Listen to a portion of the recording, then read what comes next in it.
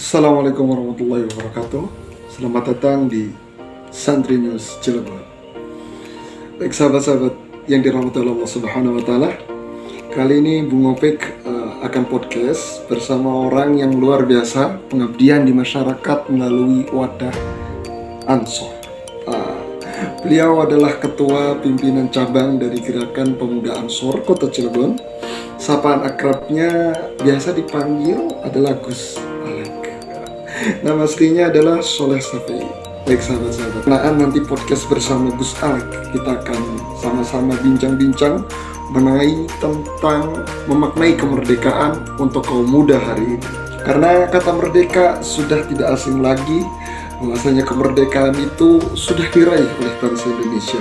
Akan tetapi, mengapa Indonesia menjadi negara yang berkembang atau bisa dibilang akan terpuruk karena begitu banyak problematika baik SDM ataupun kemajuan-kemajuan ekonomi lain. Maka kita akan bincang-bincang bagaimana jawaban dari Gus Alek mengenai tentang kemerdekaan untuk kaum muda. Baik.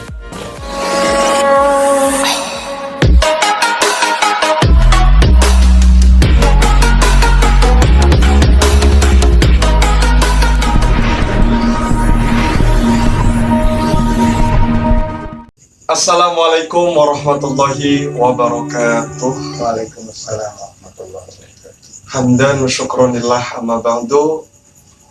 Yang kami hormati sahabat-sahabat semua, dan alhamdulillah segala puji bagi Allah, salawat salam atas baginda Rasulullah sallallahu alaihi wasallam.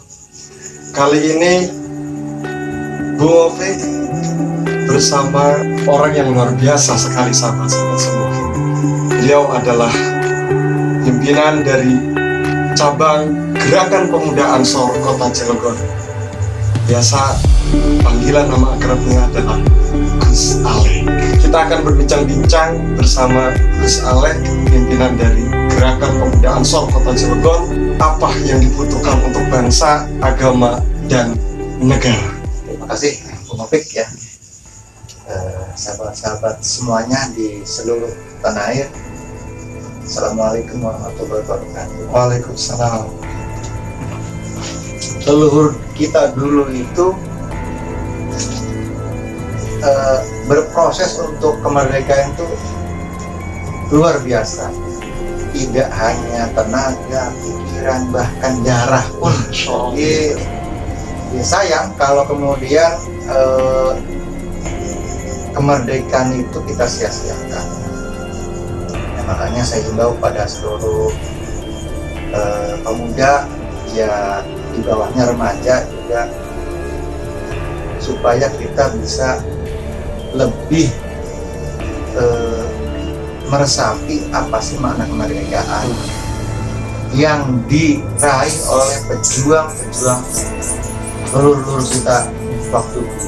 Oke, mengenai tentang hal tadi Gus, ketika orang tua kita mempersembahkan dengan darah, pemuda saat ini kita tidak perlu lagi perang seperti orang tua kita kan. Terus bagaimana cara untuk kita ini menghargai atau menghormati bahkan meneruskan perjuangan Remaja-remaja milenial pemuda ini kurang, saya lihat akhir-akhir ini kurang begitu antusias ya. Nah, padahal tadi banyak sekali potensi tadi potensi yang bisa dikembangkan. Kita itu negeri yang makmur. Negeri makmur. Nah, boleh dibilang Indonesia itu pecahan surga. Surganya bolong, jatuhnya di Indonesia. Pecahan surga. Surga. Iya benar-benar. Nah, ini pecahannya di Indonesia. Coba kalau kita lihat di Timur Tengah sana, gersang, pasir doang ya kan. Tongkatnya jadi tumbuhan Gus ya di Indonesia. Nah, di sini tongkat ada tumbuhan, biji jadi numbuh. Iya benar juga. Mau makan apa aja. Nah, bangsa-bangsa di luar Indonesia itu iri lihat kita di Indonesia. Iri sekali, makanya ya setelah 350 tahun Belanda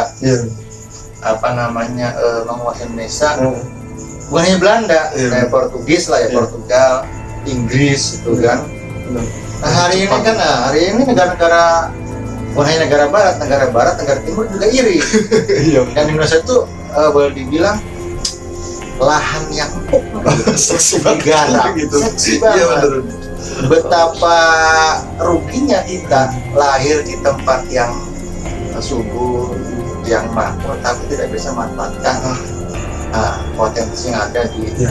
sana. Maka apa sih yang bisa tadi kita kerjakan di pasca kemerdekaan? Ya banyak, macam-macam. Kiprah kita nggak hanya di satu sisi, tapi di banyak itu juga banyak. Yang jelas potensi Indonesia sangat luar biasa. Dan itu jangan salah juga, kita ini jadi rebutan banyak pihak. Iya benar.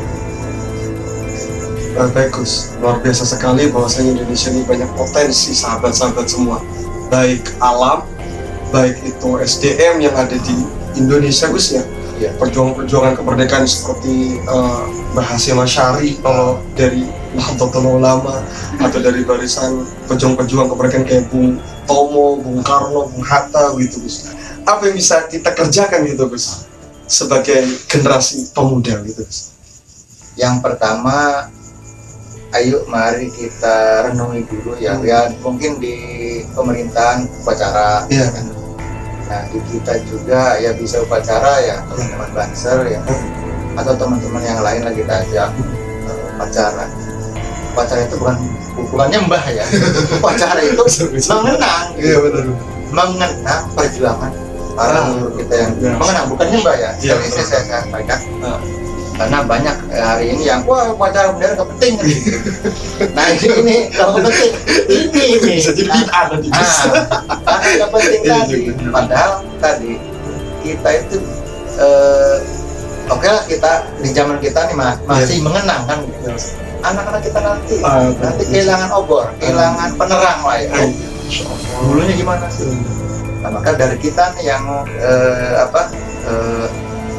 posisi tengah lah, pemuda nih ya kita dulu lah ya, kita kenang dulu melalui upacara, bisa melalui upacara atau doa bersama, bisa doa bersama ya dengan protokol kesehatan lah ya. Ini kan kita harus pakai prokes zamannya corona, tapi tetap artinya apapun dalam rangka mengenang tadi ya, kalau bisa dibacakanlah sejarah-sejarah.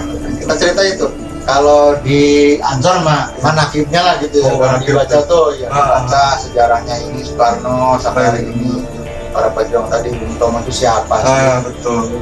Mereka bisa untuk berjalan kan? Iya. Terus tadi ya kalau di Cilegon misalkan siapa sih pejuangnya? Oh iya. Nah, itu tadi Sahabat-sahabat itu banyak yang berjuang kita di kemerdekaan. Nah itu kita buka dulu gitu, biar yang lain yang belum tahu. Iya. Nah nanti juga bisa menyebar ke generasi bawah. Jadi nggak putus itu, putus. Itu yang pertama, mengenang dulu ya, mengenang. Di upacara bisa, karena biasanya di upacara kan ada pidato tuh dari pembina upacara, pidato tuh. Nah itu disampaikan itu, jangan cuma nyampein omong kosong doang, tapi sampaikan tentang kepahlawanan. Yang kedua tadi, kenapa sih yang harus dilakukan? Mengenang dulu. Nah setelah mengenang, nah tadi betul apa yang harus kita lakukan? Ya banyak gitu. Jangan sampai begini misalkan kondisi lah ya, karena kondisi satu misalkan bingung apa sih harus kerjakan, sebetulnya banyak. Nah diantaranya ya tadi gali potensi lah, gali potensi. Di kota Cilegon nih contohnya, apa sih yang bisa dilakukan? Diharap. Nah di zaman corona ini banyak orang mengeluh masalah makan, Ekonomi banyak ya. Iya benar. Banyak jualan singkong sadar kan. Kok duduk di simpang aja ngasilin kan gitu kan, asal gini kan parkirin gitu. Cuman karena ya mohon maaf, zaman milenial ini orang pada gengsi ya, pada gengsi untuk berbuat hal-hal yang bisa punya potensi ekonomi. Nah jadi tadi lakukan kegiatan yang punya potensi ekonomi ya, untuk pengembangan diri. Karena ekonomi bagaimanapun ekonomi itu ya darah perjuangan juga. Kalau dulu kan perjuangannya Karena nggak ada ekonomi, ya tadi orang Jadi jajan sama orang luar gitu. iya orang luar. Kita nggak punya apa-apa ya, pakai yang ada, bambu runcing, panah-panahan. Nah, hari ini kan kita nggak ke sana. Kita lawannya adalah ekonomi kan. Bagaimana ekonomi kita bisa hidup dengan ekonomi yang cukup lah. Ya pasti dilakukan. Betul. Apa aja. Jadi sahabat-sahabat semua, sebagai pemuda Ansor, mari kita sama-sama apa yang disampaikan oleh Gus Alek adalah pengembangan ekonomi yang kreatif dan inovatif. Itu bagaimana seorang pemuda mampu, Gus ya, menjawab tantangan zaman, apalagi saat ini pandemi COVID-19 gitu. Saya ingin sampaikan ya. Jadi tadi, ya selain tadi apa yang potensi kan tadi mengenang kemudian potensi.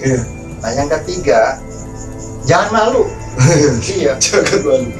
Saya juga teman-teman saya di Cilegon itu KPJ lah, kelompok pengamen jalanan. Ya ada yang nyanyi, ya, ada yang manusia silver itu. Silver gitu, jadi lampu merah gitu. Lampu merah itu banyak. Itu kreatif banget. Ada yang tadi yang pakai topeng Teletubbies lah. Iya benar. Justru itulah mereka-mereka yang mau maju sebetulnya, gitu. Mau mengembangkan diri ya padanya. Adanya topeng ya pakai topeng kan gitu. Adanya cat jadi cat badannya kan gitu.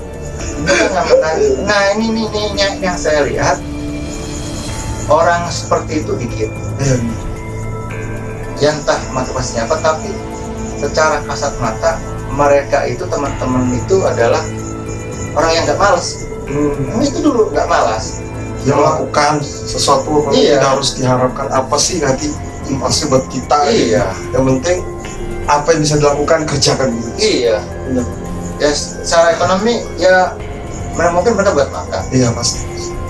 Nah, tapi mereka nggak malu gitu nyarinya parkirin. Teman saya banyak parkiran. Iya. Parkiran banyak. Parkiran. Jadi yang pertama tuh nggak malu dulu. Ini jadi motivasi juga nih sahabat-sahabat semua. Kalau awalnya malu, gengsi, ya tadi akhirnya ya bagaimana memanfaatkan potensi. Ya lawan kita sekarang ya tadi malu, gengsi, nah itu musuh utama berarti musuh diri sendiri Gus ya? diri sendiri. Nah, jadi kalau kata Soekarno dulu, musuh hari ini adalah apa namanya bangsa luar. Bangsa luar. Belanda, Portugis, Jepang lagi. Tapi nanti masa depan ya musuh kita ya tadi. Ya orang kita sendiri, sendiri lah kira-kira. Iya benar. Si luar kalau itu. Iya. Ya itu ya tadi sifat malu. Malu lah. Mau jual ini malu. Mau kerja ini malu. Contoh misalkan saya mau kerja apa aja. Ya apa aja kan bisa nyangkul. Hal-hal yang memang oleh anak-anak milenial tuh memalukan, padahal itu punya nilai ekonomis. Nah ini yang nggak disampaikan, yang nggak bisa dilakukan. Nanti saya juga berharap khususnya ya di teman-teman sahabat-sahabat gerakan Ansor Banser jangan pernah malu untuk melakukan sesuatu, takut, malu, kerjakan dulu. Insya Allah nanti ya hasil mah terakhir biasanya. Namanya ujian kan hasilnya terakhir. Ujian dulu. Biasa takut salah Gus itu. Ya, takut salah ya nggak ujian. Iya benar juga sih. Nggak naik kelas nanti. Iya benar. Berarti walaupun salah tetap belajar ya. Tetap lah. Karena ujian setiap orang pasti ujian. Ya benar. Terima kasih banyak ini sahabat-sahabat bersama Gus Alek. Banyak sekali manfaat apa yang kita petik malam kali ini. Pertama adalah kita mengenang jasa-jasa pahlawan. Yang kedua, apa yang bisa kita kerjakan mesti itu dirinya pertama nilai ta'ala. Dan jangan pernah malu apa yang mesti kita kerjakan. Sesungguhnya itu adalah ujian yang nanti akan menjadi sebuah manfaat yang luar biasa, baik untuk diri kita, baik bangsa dan agama. Oke, terakhir Gus, apa sih yang ingin disampaikan pesan-kesan khususnya buat di kader Ansor Banser dan untuk bangsa Indonesia ke depan? Apalagi saat ini sudah zamannya informasi, teknologi, bahkan globalisasi. Oke. Yang pertama, ayo sahabat-sahabat generasi muda khususnya Cilegon, umumnya di seluruh Indonesia, kemerdekaan ini bukan gratis ya. Kemerdekaan ini dibayar dengan sangat mahal. Maka selayaknya lah bagi kita untuk menghargai hasil jerih payah leluhur kita. Dengan cara apa? Dengan cara memanfaatkan potensi-potensi yang ada tanpa harus malu, tanpa harus takut.